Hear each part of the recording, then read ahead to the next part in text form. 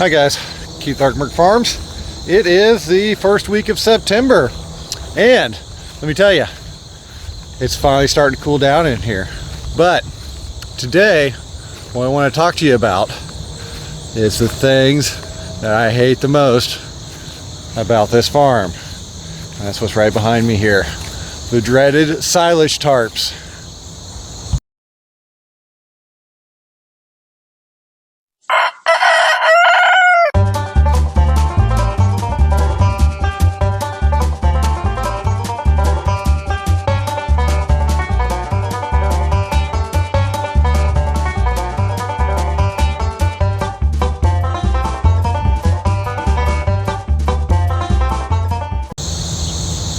So, let's start off with the positives of the asylush tarp. This is a 90 by roughly 40 area. I've got 4 different tarps on it. 1, 2, 3, and 4, covering this whole area. It got completely taken over by grass. I actually came in here with the lawnmower and mowed it off. Now right now, it's staying down, and it's staying down good. And underneath it, I probably have some fairly decent results as well. And it's just starting to go. Still a little green, but it's starting to yellow off and burn off. And that's the stuff here in the very end. This is a good instance of where it works at. Right now, middle of summer, we don't really have any winds. Come fall and spring, this right here is impossible. I cannot keep these down for the life of me. They get picked up, they get blown around. I've got bags of gravel spaced about every 6 foot all the way around the exterior of this. I've also gone down the center as well and placed them about every 5 foot, and it still will take these tarps away. Like I said, they do have their purpose. Like this time of year, it's great. I'm going to be able to kill off all this grass and hopefully cook the seed that it dropped off as well, so I won't have to worry about it for the next go around. Now let's go back to the part that I hate about them. So we keep our tarps with all of our landscape fabric like we got up here, and templates and everything, and they're always down here on the bottom. We do try to get them folded up nice enough to where they are pretty flat, but they still, you can see how wet they are already.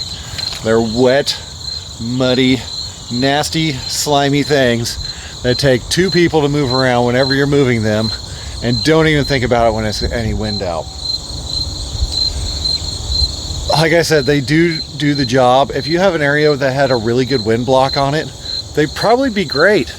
But out here where we're just completely exposed to the south, I mean, that's 15 acres worth there. That's 500 feet of openness, and it opens up into the field next door and beyond. So we just, when the wind blows through here, there's nothing you can do. Even blowing through on the north, I mean, we've got the house here and some wind blocks, but right back behind that, there is nothing.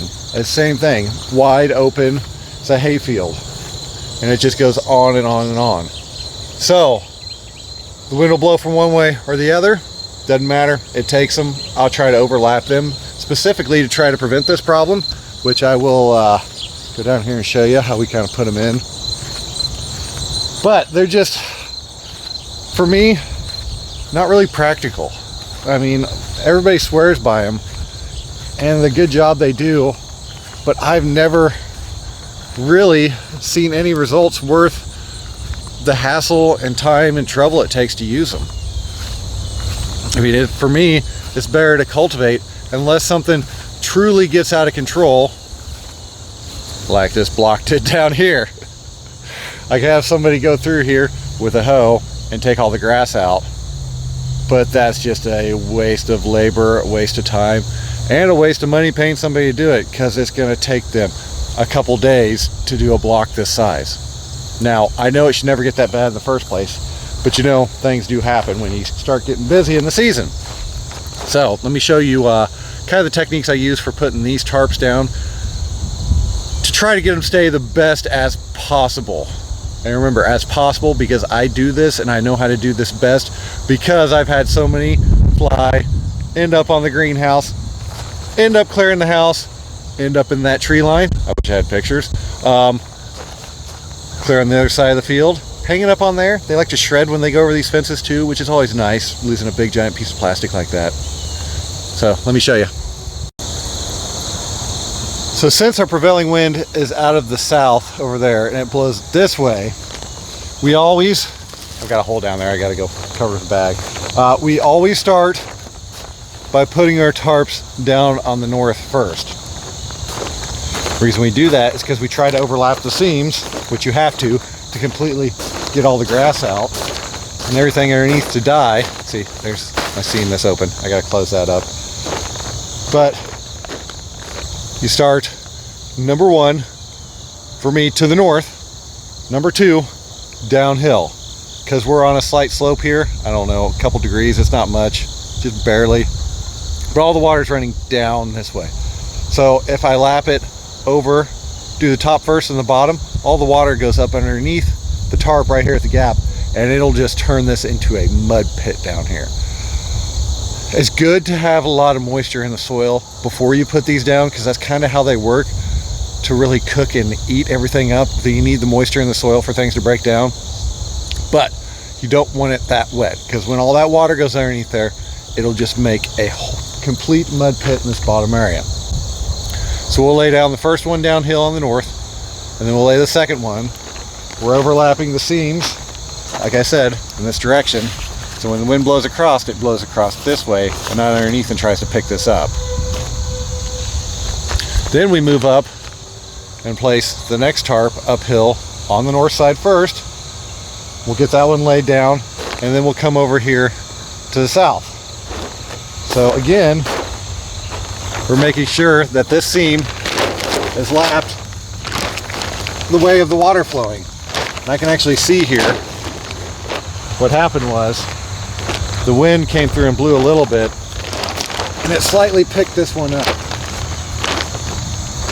So right now I'm just trying to get that thing closed off and find where the sandbag I had was. There it is.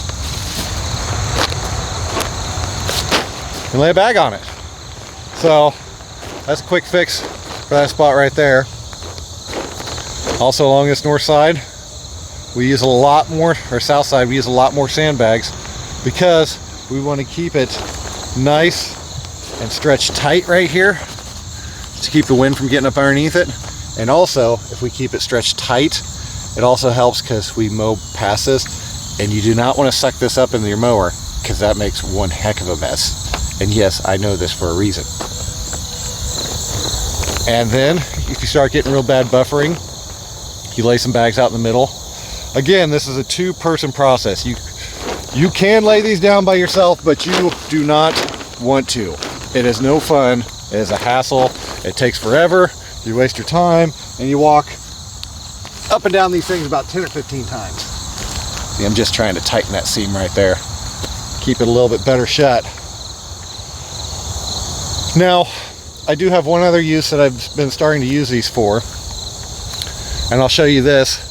Now, I will warn you, I did have to poke a bunch of holes in it.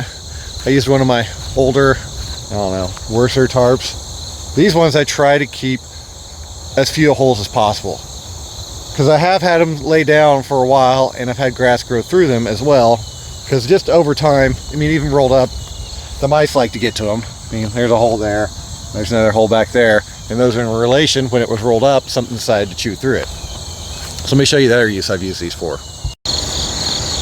So here's the other area I've used them on. I actually laid one down here with the white side up, because all these tarps are two-sided. At least the good asylush tarps you buy have a white side and a black side on them. So I planted watermelons and cantaloupes in them. What I did was, I've got 3 beds here. I laid down drip irrigation down each of these beds, just a single line. Watered it all really good. Well, prepped it first, fertilizer and everything, and then watered the whole thing really good. Then I went through, and every 4 foot, cut a little X with pocket knife, just big enough, I mean tiny, not that big, to get a 100 cell flat plug through, because that's what I start all my melons on, is a 100 cell flat, because I plant them literally like within a week or so of planting them. So I plugged each of those in all the way down the bed. Then I turned on the irrigation again. Get the sun right in my face here. Turn on the irrigation again because I've got overhead here that it's permanently on this bed, and let that run for a while so I could see where the water was really pooling up here. And where it was, I took a skewer and I just poked a hole there and walked down and did it wherever I saw the water really pooling. I also did it right uphill of each plant. I poked a couple little holes. So when it rains, the water will flow down on this tarp and it'll hit those holes in those pooling spots and soak directly down the soil. The great thing about these tarps is they hold the moisture in, not only for burning off residues in the field or killing weeds or what have you, but also for holding in moisture for growing. Because they are solid plastic, nothing will go through them basically. They're impermeable. So once stuff goes underneath, it stays there.